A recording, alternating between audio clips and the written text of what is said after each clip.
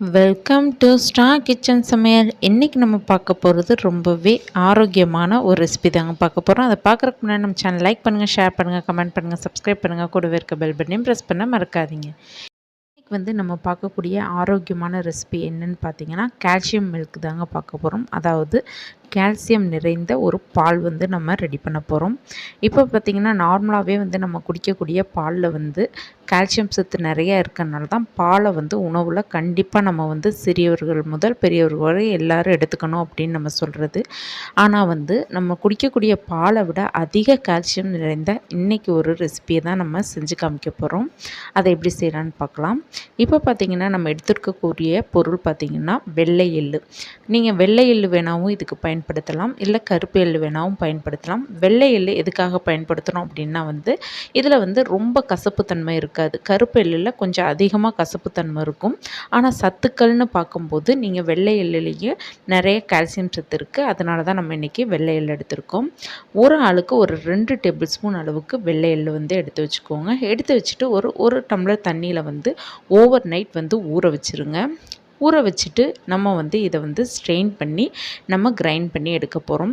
இப்போ பார்த்திங்கன்னா இந்த கால்சியம் நிறைந்த இந்த உணவை நம்ம எதுக்கு எடுத்துக்கணும் அப்படின்னு நீங்கள் பார்த்திங்கன்னா, சின்னவங்கலேருந்து பெரியவங்க வரைக்கும் கால்சியம் சத்து அப்படின்றது ரொம்பவே முக்கியமானது. அதுலேயும் கொஞ்சம் ஏஜ் ஆக ஆக பார்த்திங்கன்னா கால்சியம் குறைபாடுக்காக நம்ம டேப்லெட்ஸ்லாம் எடுத்துப்போம். ஆனால் நம்ம சாப்பிடக்கூடிய அந்த மாத்திரைகள் எல்லாம் பார்த்திங்கன்னா நம்மளுக்கு நாளடைவாக அதை தொடர்ந்து சாப்பிட்டுக்கிட்டே வரும்போது நமக்கு கிட்னி சம்மந்தப்பட்ட பிரச்சனைகள் வரக்கூடிய வாய்ப்பு இருக்குது. ஆனால் இதே மாதிரி இயற்கையான முறைகளில் நம்ம கால்சியம் சார்ந்த உணவில் எடுத்துக்கிட்டே வரும்போது எலும்புக்கள் நல்லா பலம் பெறும். அதே மாதிரியே ஒரு 60 வயசுக்கு மேலே இருக்கவங்களுக்குலாம் பார்த்திங்கன்னா ரொம்ப கைகால் மூட்டு வலியெல்லாம் அதிகமாக இருக்கும். அதுக்கு காரணமே பார்த்திங்கன்னா அவங்களுக்கு கால்சியம் சத்து குறைய ஆரம்பிச்சிருச்சு அப்படின்றது தான் காரணம்.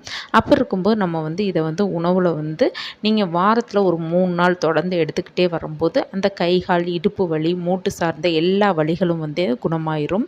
இப்போ பார்த்திங்கன்னா நம்ம எள்ளை ஊற வச்சதை மிக்ஸி ஜாரில் சேர்த்து நல்லா கிரைண்ட் பண்ணி பேஸ்ட்டாக எடுத்துக்கிட்டோம். அதுக்கப்புறம் ஊற வச்சுருக்கக்கூடிய அந்த தண்ணியும் சேர்த்து நல்லா ஒரு கிரைண்ட் பண்ணிவிட்டு அதுக்கப்புறம் நம்ம கிளாஸில் சேர்த்துக்கலாம். இது கூட நீங்கள் இனிப்புக்கு தேவை அப்படின்னா நீங்கள் பேரிச்சம்பழம் வேணால் ஆட் பண்ணிக்கலாம்.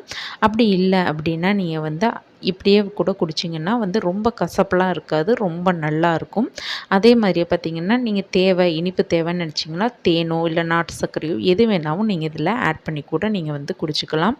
காலையில் நார்மலாக நம்ம பால் குடிக்கும்போது இது மாதிரி நீங்கள் வெள்ளை எள்ளு சேர்த்த இந்த பாலை நீங்கள் குடிச்சிக்கிட்டே வந்தீங்க அப்படின்னா உங்களுடைய உடம்புல நிறைய மாற்றங்கள் ஏற்படுறத நீங்களே கண்கூடாக தெரிஞ்சுக்கலாம். அதே மாதிரி இடுப்பு முழங்கால் பிரச்சனை, உட்காந்து எந்திரிக்கும் போது கால் ரொம்ப வலிக்கும், இது மாதிரி பிரச்சனைகள் எல்லாமே நாளடைவாகும்போது பூரணமாக குணமாயிரும். வாரத்தில் ஒரு 3 நாள் நீங்கள் எடுத்துக்கிட்டிங்கனாவே போதுமானது. கண்டிப்பாக இந்த ரெசிபியை செஞ்சு பார்த்துட்டு உங்கள் ஃபீட்பேக் கமெண்ட்டை சொல்லுங்கள். தேங்க்யூ.